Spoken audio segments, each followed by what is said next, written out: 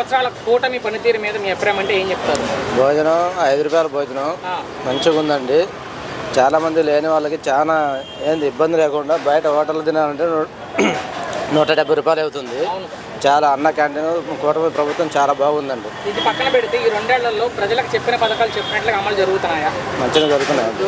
చాలా గత ప్రభుత్వానికి ప్రస్తుత ప్రభుత్వానికి ఏంటి సార్ తేడా అంటే? గత ప్రభుత్వంలో 3 రాజధానులు అని చెప్పేసి అభివృద్ధి జరగలేదు. ఇప్పుడు ప్రభుత్వం కూటమి ప్రభుత్వంలో రాజధానిని మంచిగా నిర్ణయిస్తారు. అంతా బాగుంది. సో జగన్ గారు మరలా పాదయాత్ర చేస్తారంట. జనాల్లోకి వచ్చి తిరిగితే జగన్ గారు ఎలా ఉంటుంది అనుకుంటున్నారు? అది మీ అభిప్రాయంలో ఎంతవరకు ప్రభావం చూపిస్తారని పాదయాత్ర అంటే? ప్రభావం అంటే అంతగా చూపించకపోవచ్చు.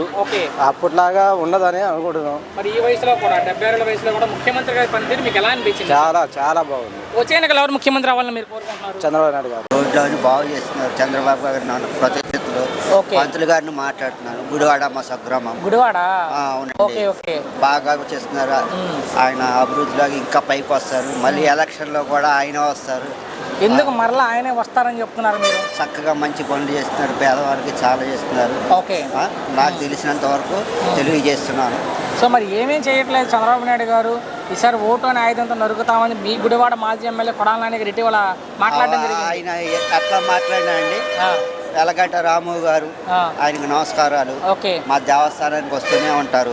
ఆయన కూడా వ్యక్తిగతంగా బ్రాహ్మణులకి అందరికి పేదవారికి అందరికి అన్నదానం చేస్తుంటారు. సహాయం చేస్తున్నారు. అయితే రోజులు కూడా నిర్వహిస్తున్నారు. ఎవరు ఏం చెప్పుకున్నా సరే ఆయన ప్రతి రూపాయి కూడా ప్రజలుగా పడతారు. ప్రజల మనిషి. అది సో ఆయన మొన్న మాట్లాడుతూ నేను హోంమంత్రి కాపావడం ఆంధ్రప్రదేశ్లో ఉన్న క్రిమినల్స్ చేసుకున్న అదృష్టం, నేను హోంమంత్రి అయ్యి ఉంటే వేరే లెవెల్లో ఉండేది ట్రీట్మెంట్ వాళ్ళకనే అన్నాడు.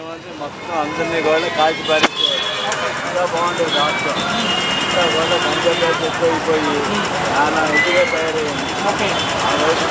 కూడా పట్టించుకోవట్లేదు.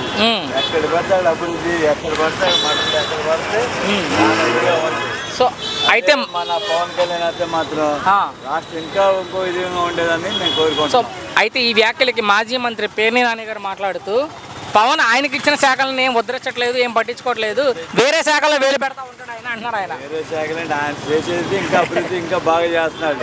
వెళ్ళి చూడమండి పల్లెటూళ్ళు అంట 34 సంవత్సరాల్లో రోడ్లు మొత్తం ఇదైపోయి ఉన్న రోడ్లు కూడా నంబర్ వన్ గా తయారు చేస్తున్నాడు పవన్ కళ్యాణ్. తెలంగాణలో కూడా పోటీ చేస్తానని ప్రకటించారు ఆయన. తెలంగాణలో కూడా ఆయన చేసే పనితీరుకి ఎక్కడన్నా సరే వచ్చేస్తాడండి. ఏపీలోనే ఏం పీకలేకపోయారు, తెలంగాణ వెళ్ళి ఏం పీకుతారు పవన్ కళ్యాణ్ అంటున్నారు రోజా గారు. అంటే అది దరిద్రం. ఆమె మాజీ మంత్రి. అది దరిద్రం. అడిగి చేసినా సరే నాశనం అది. ఇంకా వాళ్ళకి బుద్ధి రావట్లేదు. వాళ్ళ వల్ల మొత్తం రాష్ట్రం మొత్తం సర్వనాశనం అయిపోయింది. చివరిగా పవన్ కళ్యాణ్ గారు వైఎస్ఆర్ 11 సీట్లు రావడం వల్ల రోజే పవన్ కళ్యాణ్ గారు అభిమానులు కోరుకున్నట్లుగా ఆయన ముఖ్యమంత్రి అవకాశం ఎంత మేరకు ఉండొచ్చు అంటే? ముఖ్యమంత్రి అయినా సరే లోకేష్ బాబుకి అనుకుంటారు. లోకేష్ బాబు ఒక మాటలో చివరికి మీ అభిప్రాయం ఏంటంటే పవన్ గారి మీద? మాకు 50 సంవత్సరాలు 50 సంవత్సరాలు చేస్తే ఇంకా ఆయన ఇంకా పొడి చేయవచ్చు. అది ఒక పని చేస్తాను. ఆయన బీసీ వాళ్ళందరికీ కూడా పెన్షన్. పవన్ కళ్యాణ్ గారు అయితే ఉప ముఖ్యమంత్రి గారు, పంచాయతీరాజ్ శాఖ మంత్రి గారు, అటవీ శాఖ మంత్రి గారు, పర్యావరణ శాఖ మంత్రి గారు చేస్తున్నారండి. తర్వాత మీకు కనిపించిన మార్పు అంటే ఆంధ్రప్రదేశ్లో మార్పు అనేది ఏముందండి? పరిపాలన పరమైన మార్పు ఇంకా. మరి ఇప్పుడు తెలంగాణలో కూడా ఆయన పోటీ చేస్తా అంటున్నారు. చేస్తే అక్కడ ఎంత ప్రభావం ఉంటుంది? అది ఆయన ఆ పార్టీ యొక్క విధానాన్ని బట్టి అది ఎంత ఉంటుంది అంటే. వెళ్తారా లేదా కూటమికి వెళ్తారా? సింగిల్గా అయితే వెళ్ళరండి, కూటమితోనే వెళ్తారు. మరి ఇక్కడ ఎందుకు ఆయన సింగిల్గా పోటీ చేస్తారు? విజయ్ గారు లాగా అంత ధైర్యం లేదా? అదే ఆయన తీసుకునే నిర్ణయం అండి, మనం ఏం చెప్పలేము. సార్ ఏంటి సార్ విజయ్ గారికి పవన్ కళ్యాణ్ గారికి తేడా అంటే ఏం చెప్తారు? విజయ్ గారు ఏముంది, ఆయన నిర్ణయం ఆయన తీసుకున్నారు. సింగిల్కి వెళ్తే నాకు న్యాయం జరిగిద్ది, సింగిల్కి వెళ్తేనే నేను ముఖ్యమంత్రి అవుతానని ఉద్దేశంతో ఆయన తీసుకున్నారు. మరి పవన్ కళ్యాణ్ గారు ఇక్కడ కానీ అక్కడ కానీ సింగిల్గా వస్తే సేమ్ అవకాశం ఉందంటారా? అక్కడ రాజకీయ పరిస్థితులు వేరండి, ఆంధ్రప్రదేశ్ రాజకీయ పరిస్థితులు వేరు. అది నిన్న మాట్లాడుతూ పవన్ కళ్యాణ్ గారు ఒక మాట, మన తెలుగు రాష్ట్రాలు బలపడాలంటే తెలంగాణలో ప్రాంతీయ భేదం పోవాలి, మన ఆంధ్రప్రదేశ్లో కుల భేదం పోవాలి. ఈ రెండు పోవండి, ఎట్టి పరిస్థితుల్లో పోదు. అక్కడ ప్రాంతీయ భేదం అనేది పోదు. ప్రాంతీయ భేదం ఉన్నా సరే తెలంగాణ డెవలప్ అవుతుంది. ఇక్కడ కుల భేదం ఉన్నా సరే ఆంధ్రప్రదేశ్ డెవలప్మెంట్ విషయంలో +-5-10% అటు ఇటు ఉండొచ్చు. కానీ ఏ ప్రభుత్వాలు వచ్చినా సరే డెవలప్మెంట్ అవుతుంది. ఏ ప్రభుత్వాలు అయినా సరే సంక్షేమాన్ని దృష్టిలో పెట్టుకోవాలి, డెవలప్మెంట్ అభివృద్ధిని దృష్టిలో పెట్టుకోవాలి. ఎక్కడైనా సరే ఏ రాజకీయ పార్టీ అయినా సరే రాజకీయ విమర్శల్ని సద్విమర్శ చేయాలి, కానీ వ్యక్తిగత విమర్శల జోలికి ఏ పార్టీ ఉన్నా సరే వెళ్ళకూడదు. దానివల్ల మంచి కంటే చెడు ఎక్కువ జరుగుతుంది. రాజకీయంగా వ్యక్తిగతంగా ఆయన విమర్శించే వాళ్ళ మీద మీ అభిప్రాయం? ఎవరిని విమర్శించేవాళ్ళు? రాజకీయ విమర్శలు ఉండాలండి. ఏ పవన్ కళ్యాణ్ గారి మీద అయినా సరే, నారా లోకేష్ గారి మీద అయినా సరే, జగన్ గారి మీద అయినా సరే అది సబ్జెక్టు ఆ విమర్శ ఉండాలి తప్పితే వ్యక్తిగత విమర్శ జోలికి అటు కూటమి ప్రభుత్వం చేయకూడదు. ఏమన్నారంటే ఆయన మీద దేశద్రోహం కేసు పెట్టాలి, ప్రాంతీయ భేదం ఉగ్రవాదంతో పోల్చుకుంటారు, తెలంగాణ ప్రజలు నచ్చకూడదు.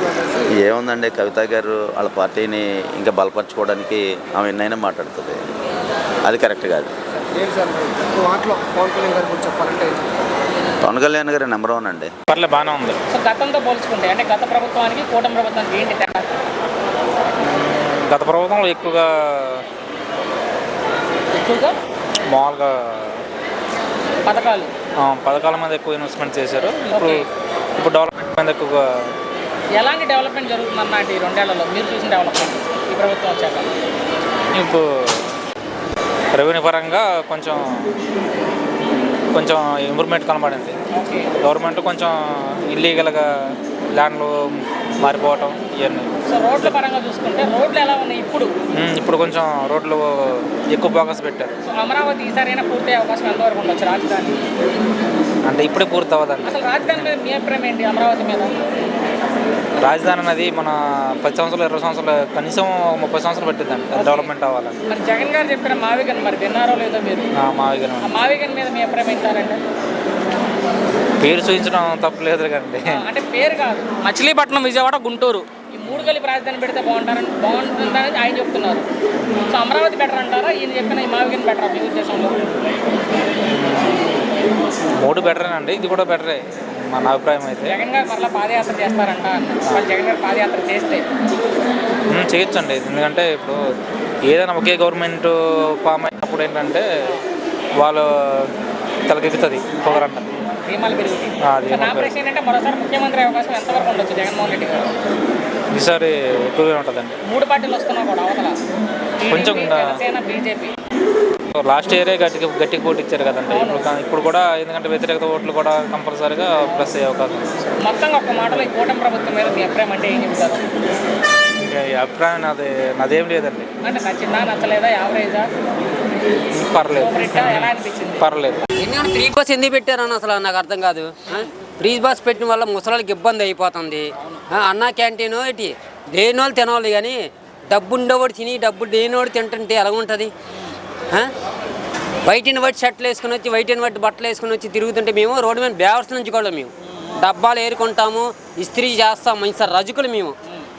అంటే ప్రభుత్వం లేనివాడి కోసమే పెట్టింది. ప్రభుత్వం పెట్టింది అయితే లేనివాడి కోసమే, కరెక్టే. ప్రతి ఓడి తింటే ఎలా ఉంటుంది ఇక్కడ? కొంతమంది టేస్ట్ చేయడానికి రావచ్చు, కొంతమంది రకరకాలుగా ఏదైనా అవసరం ఉండదు. కాదు, ఇప్పుడు మీ రజకులు ఉన్న నా ప్రశ్న చెప్పనా? ప్రభుత్వం ప్రజలకు ఉపయోగపడిందా లేదా? ఏది ఎందుకు ఫ్రీ బస్ ఎందుకు పెట్టాడు అసలు? ఫ్రీ బస్ ఎందుకు పెట్టాడు? ఫ్రీ బస్ ఎందుకు పెట్టాడు అసలు? ఫ్రీ బస్ నచ్చలే. 3 పూలు 6 కాయలు ఉంది.